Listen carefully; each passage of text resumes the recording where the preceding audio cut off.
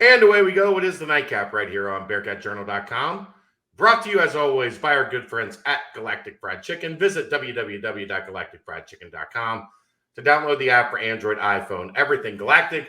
Make sure when you're at Galactic Fried Chicken in Dayton, Kentucky, you tell them to pump it up, and they will give you 15% off of your order. All right, Aaron. Let's get this show on the road. Yep. I got people outside. I got a fire going. Cool. We're listening to some Outcast. Sounds on brand for you. It's delightful. So let's get this show on the road. Let's talk the four. Okay. But we did football yesterday.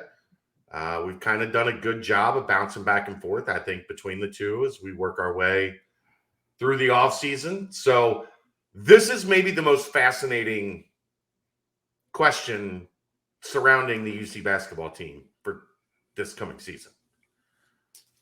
Jeremiah Davenport is kind of the incumbent at the 4 position. You have a lot of guys that can play this spot now.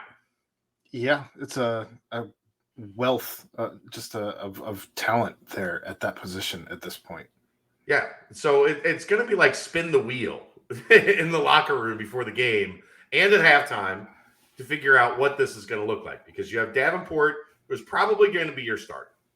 Yeah.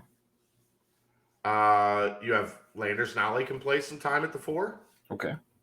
Jared Hensley can play some time at the 4. We've seen it. Odio Guama can spend some time at the 4. Correct. Kalua Zekpe can spend some time at the 4. I'd agree. We've seen Victor Locken play the 4. I think you're going to see him more at the 5. I knew you'd get there eventually. Probably exclusively, but I'm just saying. Yeah. The man has played the 4. I agree. I don't think you can rule it out. That's almost half of your roster that is the ability to play this one position. You left out Josh Reed. And Josh Reed, also the ability to play the 4. That is Davenport, Reed, Hensley, Oguama, Ezekpe, Locken. You get 13 scholarship players. 6 of them are capable of playing minutes at the 4 spot. I don't think you mentioned Nolly, actually, when you were doing your list. I think that's 7 of 13. Half the team can play this position. Yep. It's crazy. It's crazy, really, to think about, like, how exactly is this going to play out? What options does Wes Miller have? How does he push these buttons? How do Oguama, Ezekpe, Locken can all play the 5. Nolly, Hensley, maybe Davenport can play some time at the 3, but you're also getting into a position where you've got a at the 3 when you add John Newman into the mix. Like, the middle of the roster is a traffic jam, if you will. 3 and 4, absolutely. There's no argument here on that. So what would you like to see? How, depending on however this offseason works out, what are you looking for from the 4 position? Because they can go 2 bigs, they can go small, they can go stretch with some shooting. Like, there's a million ways they can go with this position. So you're not going to love my answer. I can almost promise you that. But I feel like at the 4 position, it's very codependent on the 5 position. So by that, I mean, because you have so many different things that you can play at the 4, like so many different types of players you can play at the 4, I think it's going to depend who you have in at the 5, right? Because if you need rebounding, if you need rim protection, if you need spot scoring, it's going to depend on what the situation is. I feel like the most situational position on the floor at any given moment for Wes Miller this year, because you have so many different types of players there over 7 different guys. It's crazy. It gives you so many different looks too, right? Because if you have, say you have Kalu in, you have a rim protector. So you don't necessarily need to have Kalu with another rim protector at the 4. So that can open you up to having another shooter. So maybe that opens you up to Davenport or Nolly or That assumes Kalu plays the 5. Correct. So, I mean, that's what I'm saying. Ultimately the question is, are they going small at the 5 with Odie or Kalu? Are they going big at the 5 with Vic or Sage? Yeah. And then, as you said, then how does the 4 play off that? Plus, who's at the 3? Is Nolly in at the 3, where you can maybe sacrifice a little offense at the 4? Is Newman in at the 3, where you're getting more defense, but maybe you need a little bit more offense at the 4? So, I don't know. I guess to me, the rotations are all very dependent on the 4, right? Everything kind of revolves around the 4 at this point. I don't know that I think a lot of it revolves around the 5, and then how the 5 impacts the 4, and then how the 3 impacts the 4. It's like, crazy. It's a bank vault, but one of those bank vault that's got like 5 different dials that you have to like spin to figure out. Okay, tick. Okay, that's that one. This one fits the tick. Okay, and then as soon as you sub somebody in, you reset the equation. Yeah, and I think that's going to be maybe the fun part for the coaching staff this season is to find out. You don't think so? Nightmare. Not finding out who plays well with each other and how certain rotations work best in certain situations. It'll be fun for us to watch. It will not be fun for the coaching staff to like constantly play with their toys. Yeah, you'd like to just have like 5 guys and like 2 subs. That's why coaches love running a 7-man rotation, right? Sure. There's no thought involved in that. These are the 5 guys that stay on the floor. These are the 2 guys that sub in. And as opposed to last year, if Wes really wanted to do that, I think he could do that. Way more so this year than last year. But I think he's choosing to just forego that roster, and go forward with 10 dudes, 11 dudes, 12 dudes who you could see get minutes, and who knows what it looks like on a game-to-game basis, because I think that the minute allocations are going to be wild this season.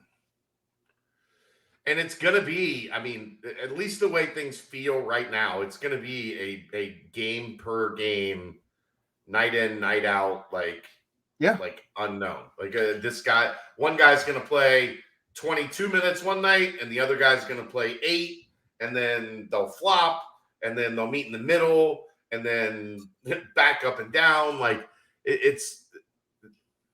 there's just so much positional versatility, especially from 3 through 5.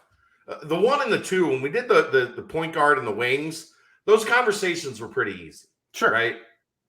It was pretty cut and dry. There wasn't a lot of like variation to those conversations.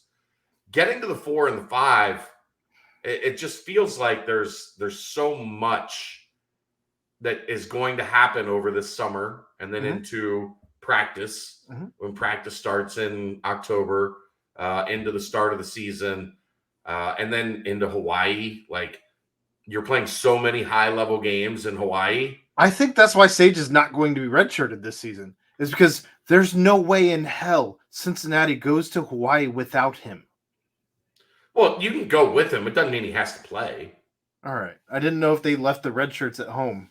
No, you can. I mean, it's not football where you like, there's a bunch of guys that you're just like, hey, not this week, fellas. That's in basketball, you generally take your roster with you. Okay. You know, just in case. Like, even if he was going to redshirt, you go over there and like something happens and you need him. You need him, right? You can't have him back on the mainland. Like, that's well, I mean, somebody gets Sage on a plane. It's a homecoming tomorrow. It's a homecoming of sorts for him too, though. Like, how many of his friends that he grew up with is he going to have there? Yeah, I mean, he went to school in Hawaii all the way through his sophomore year in high school. He spent his junior and senior years over here. So not wanting to spend too much time on that topic. I did want to ask you, as we're still talking about the Force tonight, though, whose progression out of these players specifically, since we've touched on some of the other players and some of the other positions, out of Davenport, out of Odie, out of Hensley, out of Who am I missing here? Reed.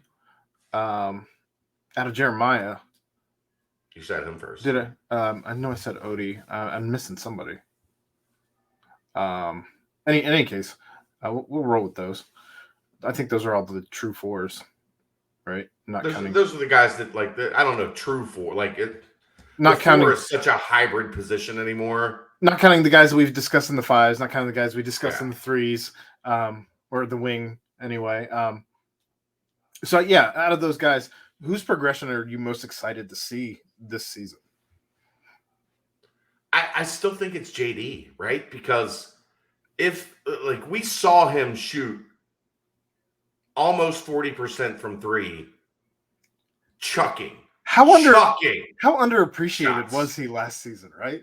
Look, man, I beat my head against the wall trying to explain to people, I know you want to see him stop shooting threes, but his percentages say him shooting a crazy three is better than just about any other shot anybody not named David DeJulius takes on this team. I'd be curious to see what those percentages look like when he's 5 feet or more behind the line, because I think that is where you'd see a disparity in some of those percentages. That said, I don't think a lot of those shots. I don't think people are tired of him shooting threes. I think it's just a matter of they're just tired of the ones that are from the logo, right? Like he made a lot of those threes. I don't know that it's a lot. No, here's the thing, Aaron. Maybe it is. Listen. Fans were so conditioned when he took that shot to be like, "Oh, come on!" That even when he made it, they were like, "Well, still, that's a terrible shot." Well, it might have been a terrible shot, but what good shots was that team taking last year? And I think that this year will be completely different. I don't think he's going to be shooting from the logo. Oh, once or twice a game though, where he was. No. Sure. Then pull him. Yeah, I said it. Pull him. Okay, then you're going to pull him twice for the 2 shots he takes from deep. Fine. Okay. I'm good with it. There's plenty of players at that position anyway, as we've talked about tonight. What happens when he makes one of the 2? You still pull him because it's a stupid shot. It's a stupid shot. Even if he's you still making 35% on that shot. Get out of here. So you think Steph Curry takes stupid shots? Yes.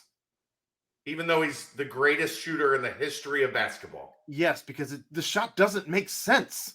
If it goes in, you get 3 points for it. It's still stupid. It's not you are an old man that yells at cloud. Rabble.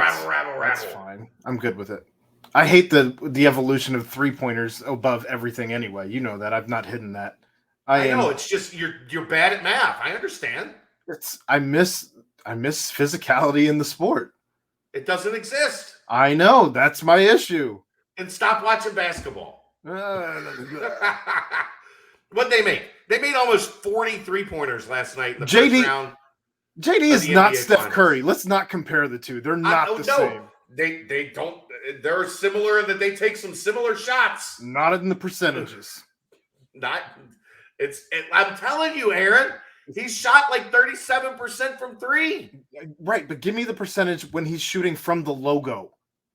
That's a different percentage. I don't think it's as low as you believe it is. We won't know. I don't think they keep that stat. I'll have somebody dig it up. I know people that can get those numbers. I'd be very curious. I'll have somebody dig it up. And if so, I'll eat crow. Not literally, but I will apologize. All right. That the 4 is it's really hard to figure out. Like I've seen Josh Reed play in a college setting once in an open gym, or at least a little birdie has seen him play once in the college setting in an open gym, and he looked like he belonged. Well, and we know Jared Hensley belongs, and you have Jeremiah Davenport. And for me, since I didn't get to ask what that question was on my end, I did want to say that Jarrett Hensley is the one that I'm most intrigued to watch and see how he develops this season, especially with knowing what we know now with the wrist and all of that, and how his shot is looking more pure than it ever has. He was a 4-star, ranked higher than a guy who's headed to the NBA draft right now, who used to be a Bearcat. Right. I'm very curious to see if that can somehow translate this season. And maybe we have a better idea as to who Jarrett Hensley is. I'm glad that Wes Miller and staff get paid a lot of money to figure this out, because I don't have an answer for how the equation fits at the 4. Wild card. Are we doing jazz hands? That's what we're doing. I mean, it was a Always Sunny in Philadelphia reference. It's jazz hands, right? Well, it's Charlie Day who pops out of nowhere, calls himself Wild Card. Wild card! And then does jazz hands. Yeah. Yeah, that's what I was saying. Jesus, Aaron. That's the nightcap. Well, I don't know if we'll see you tomorrow. I don't know if we'll see you Sunday. I'm going to fish tomorrow, apparently. Wild card! I'll be in Indianapolis watching Trey Anastasia and the crew. So I'm out tomorrow night. You might be out Sunday, so you might not see us again until the BBP on Monday. We'll do our best. It's summer. It's summer. Deal with it. We're living our lives. Living our best lives. We'll be here when we're here. He's Aaron Smith. I'm Chad Brendel. It's the Nightcap. Brought to you by Galactic Fried Chicken right here on BearcatJournal.com. See ya!